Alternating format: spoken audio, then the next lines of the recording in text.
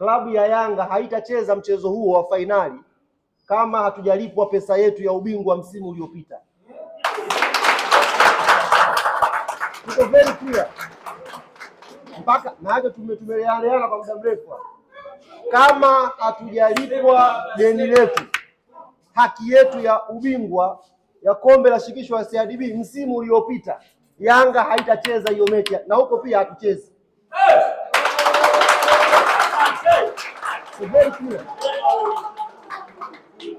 Kama hatujalipwa hela yetu ya ubingwa, hii ni haki yetu. Msimu mzima tumeisubiri hapa, tumeshaandika barua sana. Tushaandika sana barua hapa. Sasa iko very clear na huu ndio msimamo wa taasisi. Kama hiyo hela hatalipwa ya ubingwa, taarifa hii ifike kwa ofisi ya katibu mkuu wa TFF, iwafikie na wenye mashindano benki ya CRDB. Yanga hawatakuja Zanzibar kucheza hiyo mechi mpaka hela imeingia kwenye akaunti. Zaidi ya hapo hakuna maelezo mengine.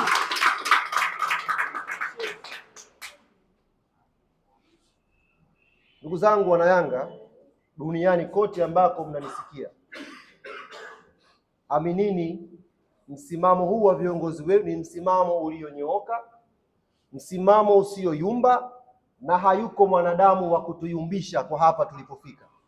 Tutasimamia haki yetu kwa maslahi mapana ya klabu yetu na maslahi mapana ya mchezo wa mpira wa miguu Tanzania. Haki yetu itapatikana, na wa kuisimamia ni sisi wanayanga wenyewe. Viongozi ambao tumewachagua kuwaweka madarakani ni viongozi ambao wamenyooka na wanasimamia kwenye haki wanayoamini klabu ya Yanga inastahili kuipata.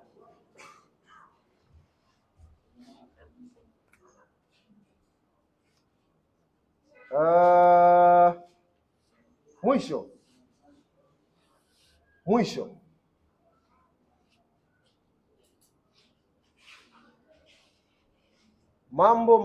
matakwa matatu ya muda mfupi ambayo klabu ya Yanga tumeyapeleka bodi ya ligi kwamba yakifanyiwa kazi hayo, Yanga iko tayari kushiriki mchezo kwa tarehe tofauti na tarehe 15.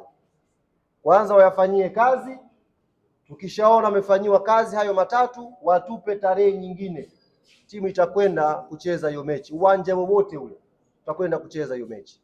Jambo la kwanza nimewaambia ni kuvunjwa au kujiuzulu kwa kamati nzima ya uendeshaji wa bodi ya ligi. Namba 2 nimewaambia ni kujiuzulu kwa afisa mtendaji mkuu wa bodi.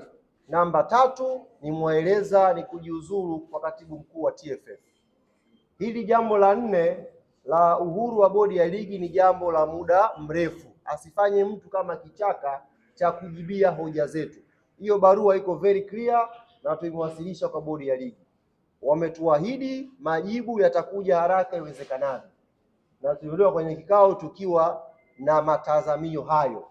Kwa hiyo tunawatakia kila la kheri bodi ya ligi kwenye utekelezaji wao wa matakwa matatu ya klabu ya Yanga ambayo tunaamini yakifanyiwa kazi Watanzania watapata burudani ya Kariakoo Derby. Kufikia hapo niseme asante na niwatakie siku njema.